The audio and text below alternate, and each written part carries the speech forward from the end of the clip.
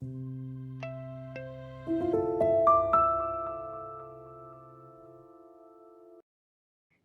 and welcome back to another episode of The Good Unplugged. Today is a very special one. We're celebrating the fifth anniversary of V4GOOD, and who better to have with us than the person who built it all, Vidya Manmohan. Vidya is an award winning creative leader, founder, and chief creative officer of V4GOOD, and one of the few women from the Middle East to serve on the juries of global festivals like Cannes Lion, DNAD, and The One Show. With over 2 decades of experiences shaping brands and pioneering purpose driven campaigns, she's a true change maker, championing creativity and not only wins awards but also makes a difference. Vidya, welcome to your own podcast. Thank you. Is there anything that you'd like to add to that introduction? No, that's a bit too much. Thank you. So, how do you feel about your very own little company turning 5 years old today? Yeah, well, just can't believe that we're five already. And yeah, just looking back, there's so many memories, so many things that come to mind. So yeah, just can't believe we're five. Thank you for bringing it up and having me on this podcast. Lovely to have you. If We For Good was a person, what would their birthday party look like? To begin with, I don't think there would be a party.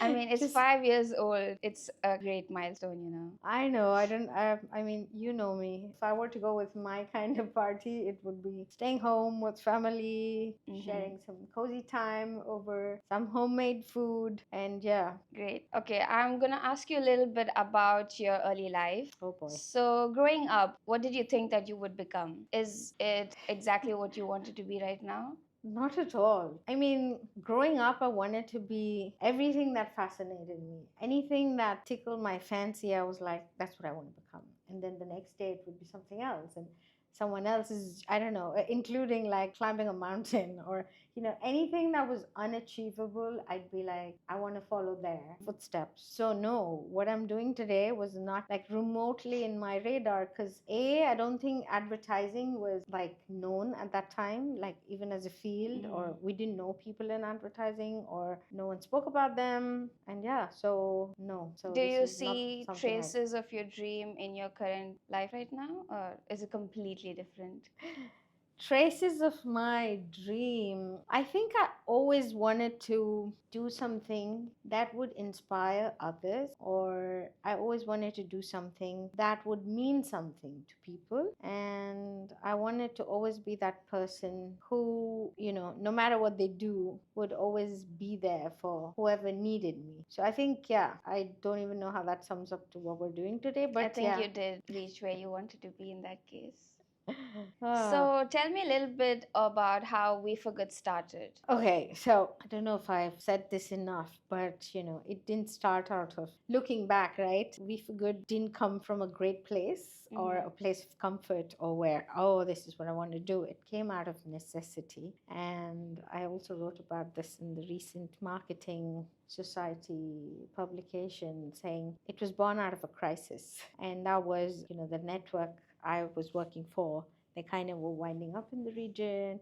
A lot of us didn't have jobs, and as you know, to live in Dubai you need to have some kind of a job, or you have to leave the country. So literally my face was against the wall, and I had to, because I always believed I wasn't cut out for business. I mean, being a creative at heart, this was not something that actually took my fancy. So I was like, do something that is comfortable for me. But yeah, so doing business was not even remotely close to what I was planning to do, but I had to. So set up an agency. But then all I knew at that point was I really don't want to set up an agency, yet another agency, because already there's so many out there that's just there to do work, right? I mean, the work, obviously, we know we put our hearts into what we do, but it had to be meaningful. I wanted to, create a women first setup. And yeah, with all of that, and then the naming, yeah, going through, how it is, like we tried so many names, and then somehow it came down to V for Good. Again, between the license and what we're known as, there's a difference. But yeah, it was basically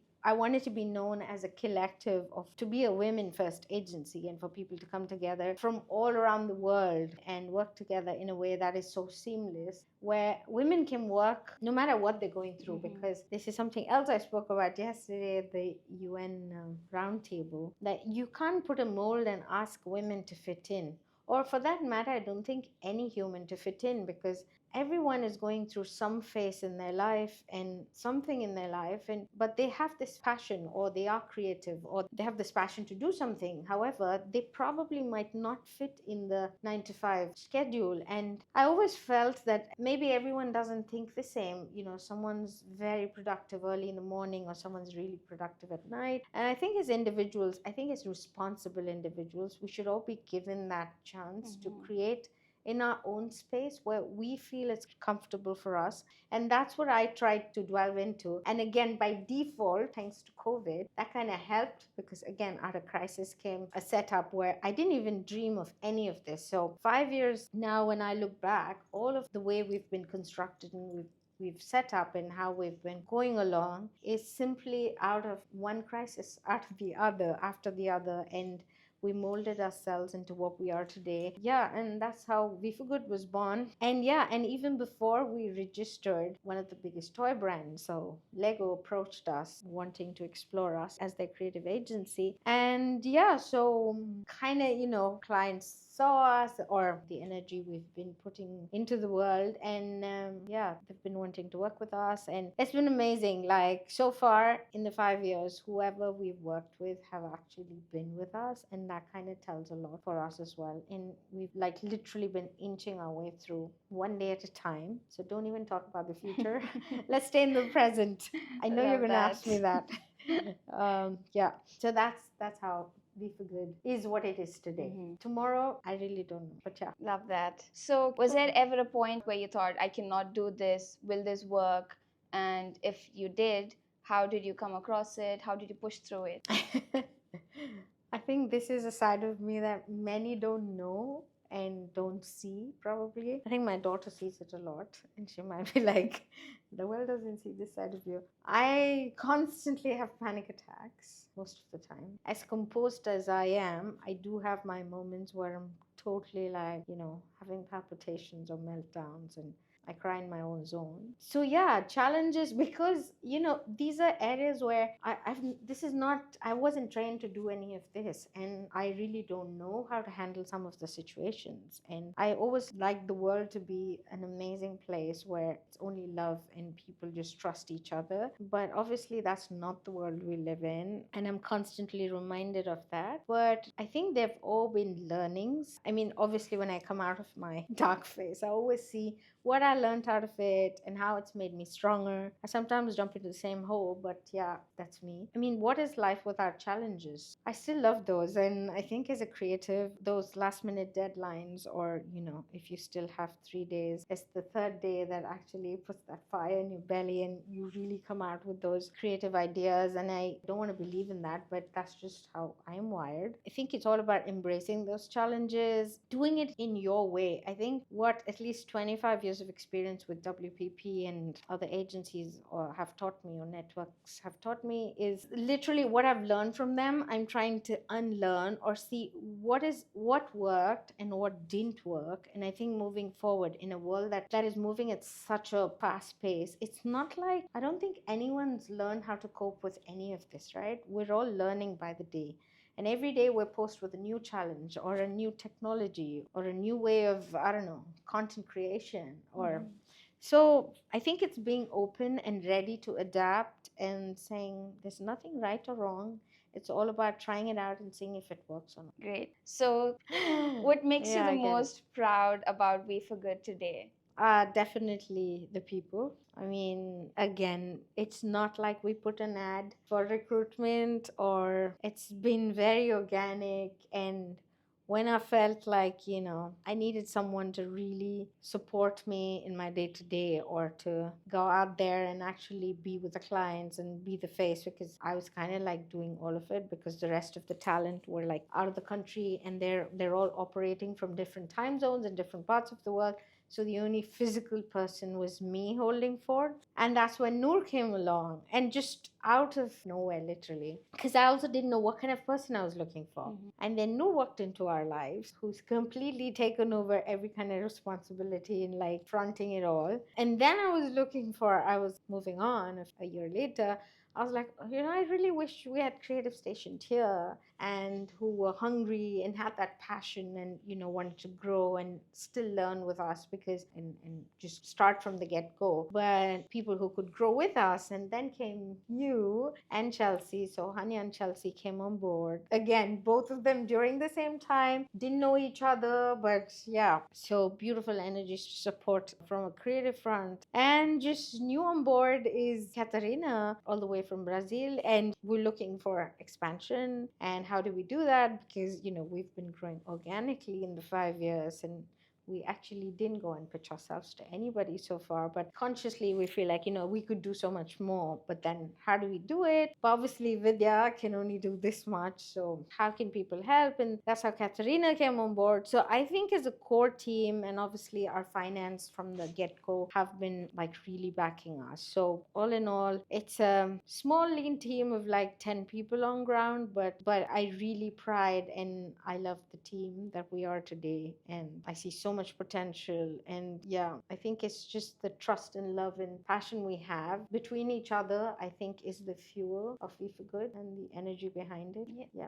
One thing I really love about our agency and how you recruited us is normally there would be interviews and interviews of how skilled you are, what experience you have. But then I love how you checked our vibe and like how we connected and how there's going to be like a chemistry. And I feel that's the best thing in our agency, the chemistry between one another. Totally love that.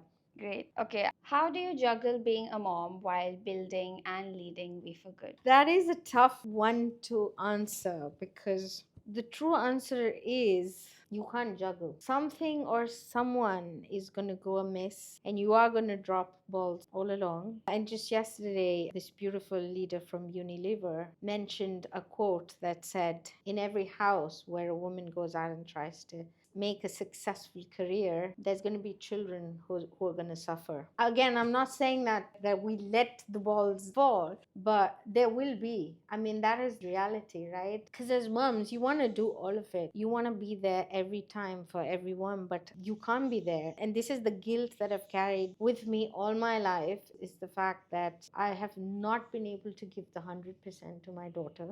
And I wish I could go back in time and like do a lot of things that I wish I could do for her today. But having said that, yes, I've had a whole village to raise her. And yeah, single-handedly, I don't think anyone for that matter, at least a mom and a woman, can't handle it on her own. She needs support. And I've had that right from my husband, from my parents, from everyone around me. I've had the whole universe supporting me to do everything that I wanted to do. Yeah, and that's why I'm here today and in all the places that I want to be, because of all the sacrifices that I think my family's made for me. Yeah, so I totally don't think I've done this. I mean, I have not done this single-handedly at all. You said you feel like you were not there for your daughter enough, but I feel like you've created such a standard and you've been like a role model for her in such a way where when she grows up, she knows where to reach, because if you did not do this much, she wouldn't aim to be higher. So you shouldn't feel that way. Yeah, it's a topic that the demons inside me just don't settle when, yeah. Is there anything that you've learned from your kids that has helped you in your work in Oh, a terms of lot. leadership or anything in general? Well, I only have one daughter, but every day I'm learning from kids all around me and children, because I love children, and I really try to spend as much time with kids, because I don't know, it's just so calming and earthing for me to like be with children, or mostly babies actually. Yeah, I mean, every day I learn something new from my daughter per se. What I've learned is to just unconditionally be there and just not ask why. And I don't know, for some reason she's been this rock in my life right from the time she was that young, like 3 or 4 or 5, when she's never, though she's cried when I leave the house or when I'm going on like shoots and out of the country and I return after like a week or so. She's cried and she's like, please don't go, but she's never asked me to like, why don't you quit your job or why don't you just stay home? No, it's always been, I feel bad when you leave, but I know why you're doing this and I want you to do that. And I'm there with you. I don't know where she got these words from, That's so sweet. but till date, whether it's anything, she's just, yeah, been hand holding me. And I know it's tough for her to let go. And I know it's tough for her to say those things. But yeah, it's just powered me through. So yeah, I think it's encouraging someone like relentlessly and like believing in them when you yourself didn't believe in yourself was something I learned from my daughter, actually. That's so sweet. Okay. How do you keep the team inspired and aligned through your ups and downs? I mean, we barely have downs because we have such a positive team, but still. Ah, that's so I don't know. I mean, it's I haven't, to be honest, honey, I haven't planned any of this, right? So this is why sometimes I wonder, like, this is why I even, when initially, you remember, Noor used to call me boss, boss, boss all the time, and I used to like shrivel and say, he so called me boss, and she would make it a point that we're in front of like in a client meeting, or she was like, boss, boss, and she'd be loud and loud, and I was like, oh my god, she's just getting worse by the day. And I really didn't know how to tell her in a nice, because I knew it was coming from a great place. But consciously, I didn't want to be the boss because I want everyone to feel independent and leaders to lead and not put me on the spot, right? So that was a tough one where I had to, like, talk to her one day, and we did that where, this is how I feel about this. I don't know about you. Let's chat about this. Da da da da da. And then obviously it took her like another 2-3 months for like it to kind of win away. And now thankfully she calls me by my name and I feel way better. So yeah, I think what is important is no matter what I'm going through, and that's a very personal journey and it's got nothing to do with work, though sometimes work also overwhelms me. I try to do my morning routine and my rituals and bring in that positive energy before I actually meet people, or whether it even in the house, right? When I get out of my room, I just make sure I've got the right energy put on and I'm doing it because I just feel like, again, this is me, yeah. I just feel like if I don't smile, someone else is not going to look at me and smile. So if I'm going to cry, then someone else is going to look at me and cry. So what is it that I want? Like, I want to smile. I want to be able to smile seeing them. But if I want to do that, I have to smile to start with. And yeah, I kind of try and keep that energy going because no matter what we're going through, if we don't have that positive, and I'm such a diehard optimist, yeah, I just feel like, today shall pass and all of this shall pass and we will get to, better days. And it has definitely been the case. And I think a lot of that has helped. So I think I will keep doing that because there have been people who've been like, they look at me and they're like, I just don't get it. Like, where do you get this from?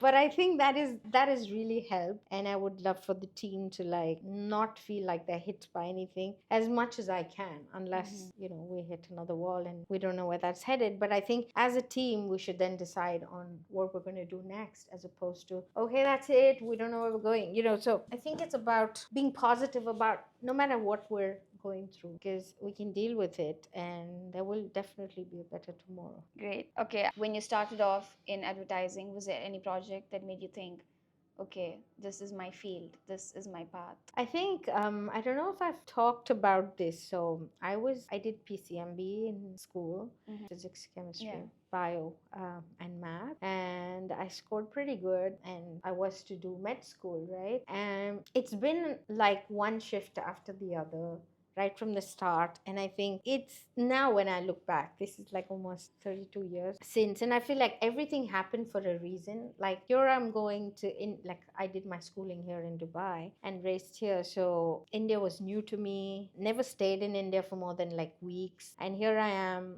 I went to write my entrance like for med school, and I'm in a new city where I've never been, Bangalore, and I'm waiting for my entrance results. And my aunt is like, listen, I mean, I used to paint a lot. I used to do a lot of oil paintings, just pure hobby, right? And I used to gift them to people, just random, like. And I didn't think anything about myself. It was just I love doing life sketches, and so I just sketch people. And so my aunt, who was then the assistant commissioner of commercial taxes in Bangalore, she one day comes home and says, listen, you're just sitting at home doing nothing. Why don't you go check out this beautiful campus, a university called College of Fine Arts, Chitrakala Parishad in Bangalore. They have a beautiful campus, and I've often seen people like sit around and sketch people. So maybe it's something you want to do in your free time. And I was like, what? There's some place like that? That sounds like a dream place, right? So I take a cab and I go there, and this campus is like beyond, like I didn't even imagine a campus like that. It's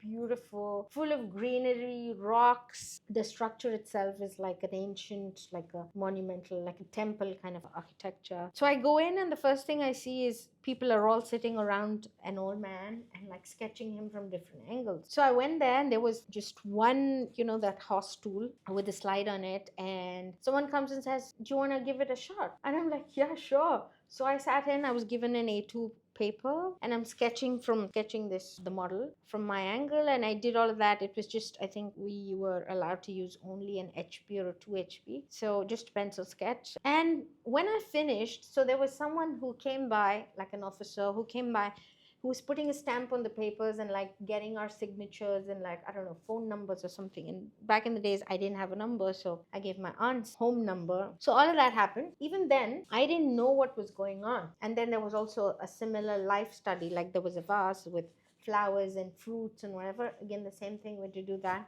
Did all of that. These were Left all the open for public. Anyone just can come open. in Yeah, and do people are this. just registered, like they were putting their names and their, I think, phone numbers. I don't even remember. But just what are the odds, right? I'm going into this campus.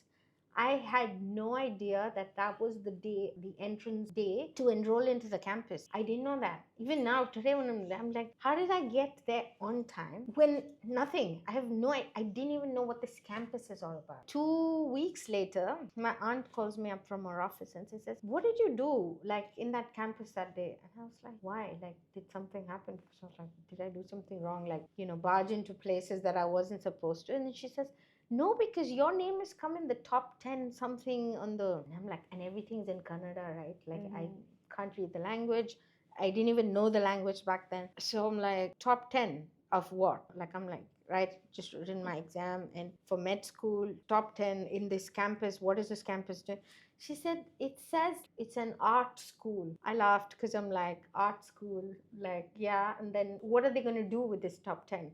She's like, you know that they're enrolling people into this art school, and it's a BA that you get in whatever. So I was like, I don't even know. So I went back to the college to check what they're offering, what are they into. And this is in my head, I'm like, if I can do like art on the side, because I've always been, as a hobby, love to paint and draw. So this is all I'm thinking. I'm like, yeah, even if I'm in med school, I can still do art on the side. So I do all of this, and they say, there's sculpture, there's photography, and it's a 5 years course. And I'm like, 5 years? I mean, this is like med school, like 5.5, and I'd get a doctor's degree. I'm like, why am I? Anyway, also all of this is happening in parallel. And then the med school results came, obviously, because I'm an NRI, non-resident Indian, and it was a huge amount of money that they asked for, which again, I didn't want to do that. And back in the days, again, I think even now, it's either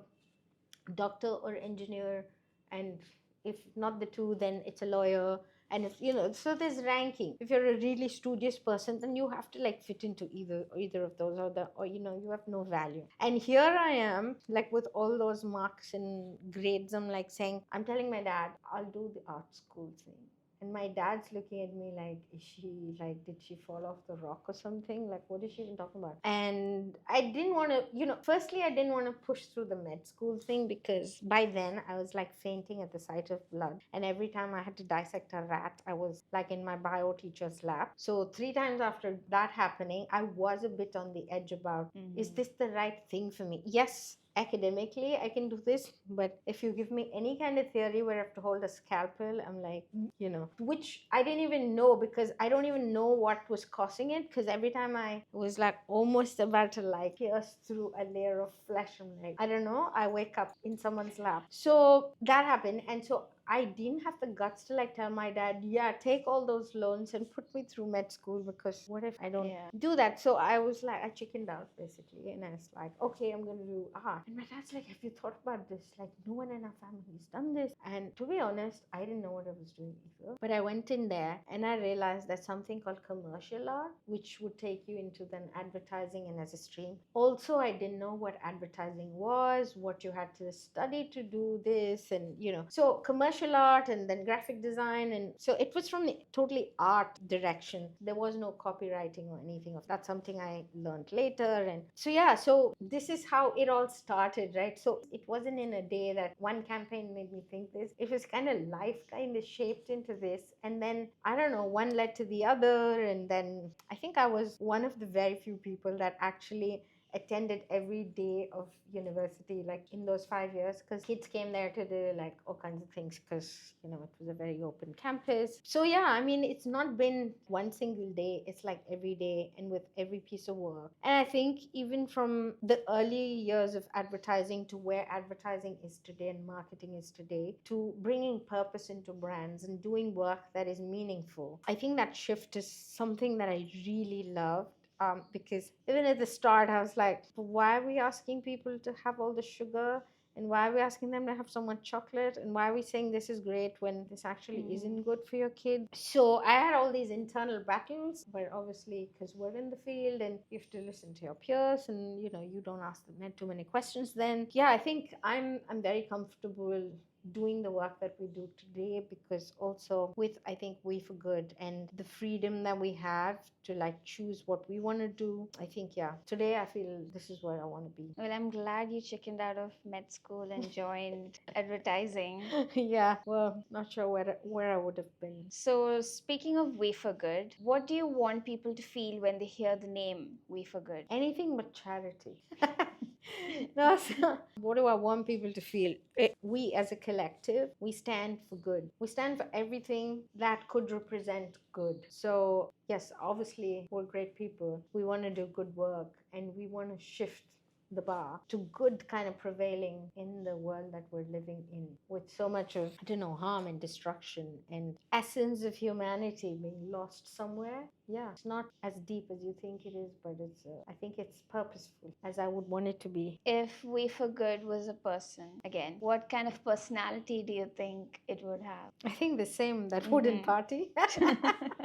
No, I think We for Good is not me. I don't want We for Good to be me. It should take the personality of our collectively of who we are. So it's you, it's it could be your creativity, my energy, someone else's words, but as a collective, it should have an energy. And I think it's time for it to have that. I think 5 years is a good time. Yeah. So, where do you see We for Good after 5 years? So, yeah, like I said, I think it's been one day, we've been taking one day at a time. And it's not been the easiest of times that we've gone through. And I think as a goal, it's very clear. I want to keep doing what we're doing and just have more of this energy kind of translate through the people that we currently have and resonate, and I don't know, create a collective or a community that actually gives back and would be able to do way more than what we're doing today, because we really don't talk about all the other good that we do on the side, which I won't be as well. But I want to be able to do more of that. And for that, we really need more of those beautiful clients and brands that believe in us, that can work together with us to meet those common goals and purpose. So yeah, that's where I see it. So whether anywhere around the world, we should be able to have this model and have that spread across. Yes, great. Where do you see yourself in 5 years? All over the world. So in 5 years, like, see myself as an evangelist for good. Physically, I never saw myself in one place ever, and I love traveling. Travel gives me a lot of hope. Every time I feel like I'm limited, like I can only do this much, it just fills me with hope of what more I can do and how else I can do it. So it gives me a lot of new dimensions. So I love traveling. So in 5 years, I think I'd love to see more dimensions of what I probably haven't seen yet. And yeah, do more amazing work with the beautiful people we have and the beautiful people that are yet to come on board. Yeah, I hope that goes well for you. for us, honey. Is there any kind of legacy that you want We for Good to leave? I think in terms of legacy, no, I think it should not be Vidya. V for Good is Vidya thing. And I was very clear about that from the get go that I want everyone who's part of V for Good to be V for Good and to live and take it forward. Because my daughter's a doctor and she's gone her own ways. And I don't think from a family standpoint that's not going to go through. But at the same time, that's not my vision as well. This is not, for me, this is not business like in business sense. This is more like this is life, we're living it. And as you've seen, I mean, you've been with us for a year now almost. And for us it's family, it's life, and we're building each other through We for Good. So yeah, so that's the legacy that I want to probably officially leave behind or take with me. Love that. If you could dream big without any limits, what's one thing you want to create or change through We for Good? This is big.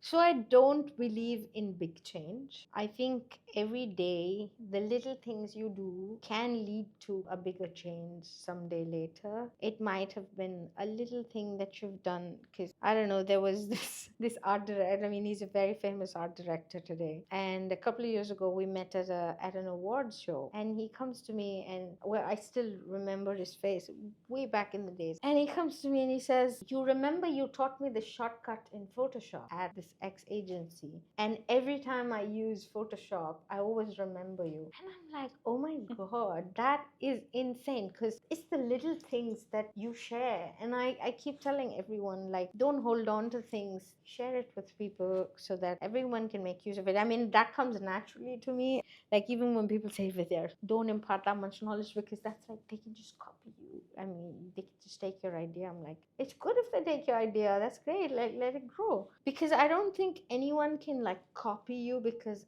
everyone is original. And even if you were to take something that I say and do it, you'd have your signature on it, right? You do it your way. So I think it's important for us to share knowledge, because we're not going to take all this and leave. Let's keep it going. But that's really nice to see. And like, I've heard a few of these. It's really humbling to hear that, people actually remember some of the things that you've said or done for them. And these are usually the very small things, or the things that I think were very small, because it's not like I had to pay millions or take a lot of time from my day to do that. But it's helped them somewhere, somehow. Great. So we usually ask these wrap-up questions to everyone. Now is the time for me to ask them to you. What is your definition of doing good? We've already talked about this like back and forth right now, but yeah, I think we spoke about good, what good means for us, right? And yeah, definition of doing good is definitely use the right words, like try to have the right kind of energy, be nice, not just in front of the scenes but behind the scenes, because everyone, there's so much of PR around, oh, we did this and we did that. And this is why I keep saying I really don't want to write about us or talk about us and whatever. I think the work that we do should speak for itself, and the people we're with should reek of the energy that we have. And for me, that is doing good. I mean, doing good without actually trying too hard is doing good.